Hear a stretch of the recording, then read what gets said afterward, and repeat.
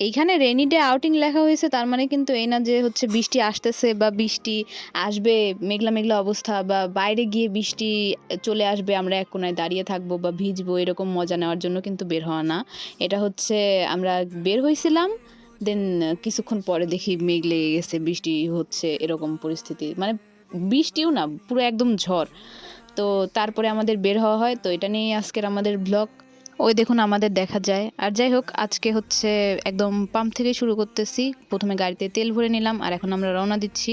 আর এই মুহূর্তে আপনারা দেখতে পারতেছেন যে আকাশ একদম সাফ, কিন্তু মানে পরে গিয়ে এত মেঘ লাগে ঝড় হওয়ার মতো। তো এখানে আমরা প্রথমে এডওয়ার্ডে যাই এবং যেতে যেতে আমরা হচ্ছে ফুলের ছবি তুলতেছিলাম। এই যে এটা কি ফুল বলে জানি না, আমি জানি না, যারা জানেন তারা কমেন্ট করেন এগুলো, এই লাল লাল ফুলগুলোকে কি ফুল বলে। তো দেন আমরা এডওয়ার্ডের ক্যাম্পাস দিয়ে ভিতরে ঢুকে যাচ্ছি এবং এই মেন গেট দিয়ে গিয়ে আমরা হচ্ছে ডিগ্রির সামনে বসবো। দেন আমরা ওখানে বসে হচ্ছে খাবো ফুচকা।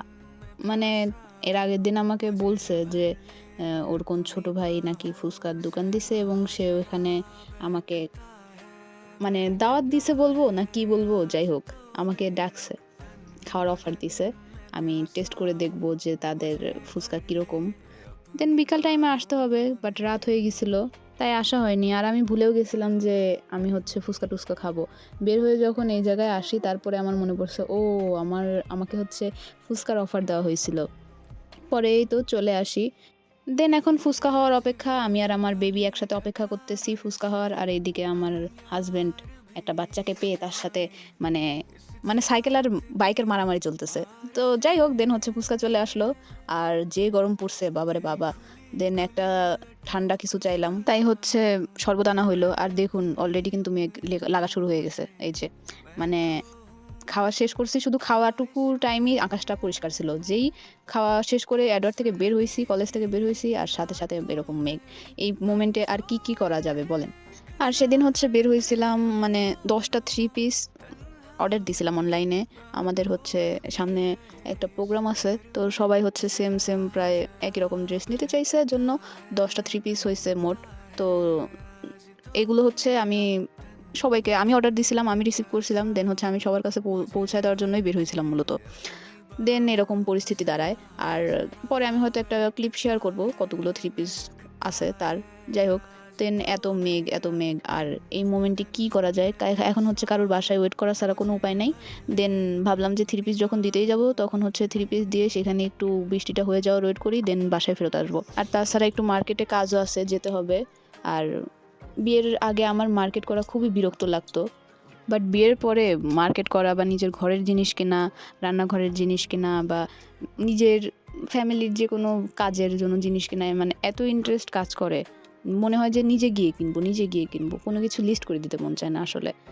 মানে নিজে দেখে দেখে কিনতে মন চায়। কিন্তু বিয়ের আগে মার্কেট, এই রাস্তাঘাট, এই কাদা, এই হ্যান ত্যান, খুবই বিরক্ত লাগতো কোনো মার্কেটে ঢুকতে। বাট এখন সেটা একদমই কাজ করে না। এটা কি সবার সাথেই হয়? আই থিঙ্ক সবার সাথেই হয়। মানে শুধু পাপাকে পারিদের সাথে হয় না, আমার তাই মনে হয়। আর ছোটোবেলায় যখন একদম ছোট ছিলাম, তখন তো আরও এরকম অবস্থা হয়ে গেছিল যে প্যারেন্টসদের সাথে যখন শপিং করতে বের হতাম, ঈদের শপিংই করতে যদি বের হতাম, ইন্টারেস্টিং জিনিস আমার জিনিসও কিনবে, তবু আমার হচ্ছে এমন পরিস্থিতি হয়ে যাইতো যে আমি অজ্ঞান হয়ে যাব।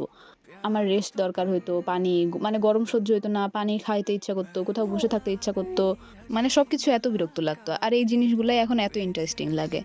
তো যাই হোক, এখন বৃষ্টি শেষ হওয়ার জন্য ওয়েট করতে করতে একদম রাত হয়ে গেছে। আসলে ঝড় উঠছিল, আর ঝড় একদম শেষ হইতে তো অনেক টাইমই লাগে। বাচ্চার সাথে আছে, তো এক ফোঁটা বৃষ্টিও যাতে বাইরে না হয় সেজন্য আর কি ওয়েট করা।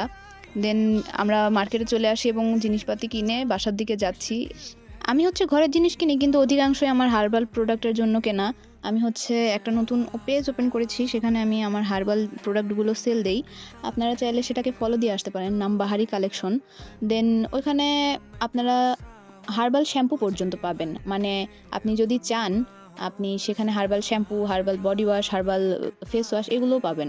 আপনারা হয়তো হার্বাল ফেস প্যাক পেয়েছেন, হার্বাল হচ্ছে অনেক কিছুই পেয়ে থাকতে পারেন, কিন্তু হার্বাল শ্যাম্পুটা বা বডি ওয়াশ এগুলো হয়তো খুব রেয়ার।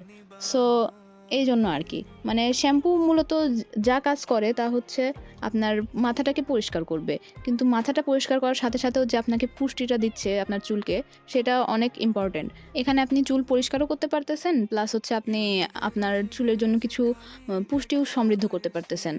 তো এইজন্যই এগুলো আমার বিজনেস প্রোডাক্ট, তো তাই আমি হচ্ছে এগুলো দেখাবো না আমি কি, কি কিনছি। এগুলো আমার অনেক রিসার্চ এবং ঘাটাঘাটির ফল। সো এগুলো আমি দেখাতে পারবো না। এটা একদমই অসম্ভব। দেন অনেক কথা বলে ফেললাম। আমরা হচ্ছে তারপরে মার্কেট থেকে সরাসরি চলে আসি শর্মা এবং স্যান্ডউইচ খেতে। ২ জন স্যান্ডউইচ এবং শর্মা নেই এবং খাওয়া-দাওয়ার পরে আমরা আবার রওনা দেই এবং যেতে, যেতে আমার হাসব্যান্ডের ছোট ভাই এবং ভাগ্নে বলে যে, "ভাবি আমাদেরকেও ভ্লগে নিন।" দেন আমি ক্যামেরাটা তাদের দিকে ঘুরাই এবং আমরা এখন বাসার দিকে রওনা দিচ্ছি। যেহেতু আজকে কি কেনাকাটা হয়েছে তা দেখাচ্ছি না। তাই হচ্ছে আজকের ভিডিওটা এই পর্যন্তই। আশা করি আপনাদের কাছে ভালো লেগেছে। Thanks for watching. Do like, comment, share and subscribe. আমার এই পেজটা ফলো দিন, তাহাস অ্যাক্টিভিটি। আর যদি স্কিন কেয়ার প্রোডাক্টের উপর অবসেশন থাকে বা আপনার নিজের শরীরের যত্ন নিতে ইচ্ছা করে, তাহলে আমার বাহারি কালেকশন পেজটা ফলো দিয়ে রাখুন, সাথেই থাকুন। খুব দ্রুতই এক একটা জিনিস আমি লঞ্চ করে ফেলবো।